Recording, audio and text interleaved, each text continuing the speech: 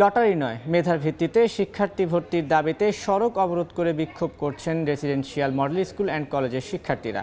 সেখানে আছেন সহকর্মী নাজমুস সালেহী। সরাসরি যাচ্ছি তার কাছে। শিক্ষার্থীরা বলছেন এখানে দীর্ঘদিন ধরে চলে আসছে শুধুমাত্র লটারির ভিত্তিতে তাদের এই স্কুলে বা এই কলেজে শিক্ষার্থী ভর্তি, তারা আর সেই প্রথাটি তারা এখন চাচ্ছেন না।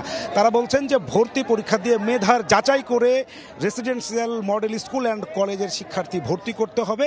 সেই ভর্তি পরীক্ষার দাবিতে যাদের নতুন শিক্ষার্থী যাদেরকে ভর্তি করা হবে তারা যাতে উপযুক্ত পরীক্ষা এবং তাদের মেধার যাচাইয়ের মাধ্যমে তারা আসতে পারেন, তারা সেই দাবিতে আসলে সকালবেলায় এসে রাস্তা অবরোধ করেছেন এবং সেটি residential school model school and college থেকে তারা বের হয়ে এসে আসাদ গেটের যে গণভবনের সামনে যে চার রাস্তাটি রয়েছে সেখানে তারা অবরোধ করেছেন এবং সেখানে আসলে যান চলাচল তারা নিয়ন্ত্রণ করছেন, যে কারণে এই আশেপাশের সমস্ত এলাকায় গাড়ি ঘোড়া বন্ধ হয়ে গেছে।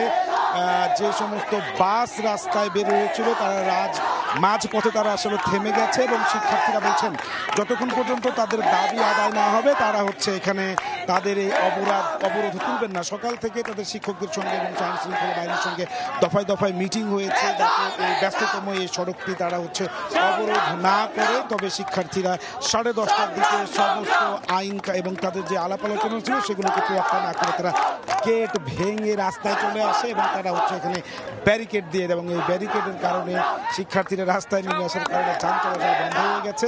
শিক্ষার্থীরা বলছেন যে রেসিডেন্সিয়াল মডেল স্কুল অ্যান্ড কলেজে দীর্ঘদিন থেকে নতুন শিক্ষার্থী ভর্তি করা হয় লটারিতে। তারা বলছেন তারা এই লটারি প্রথার মানেন না।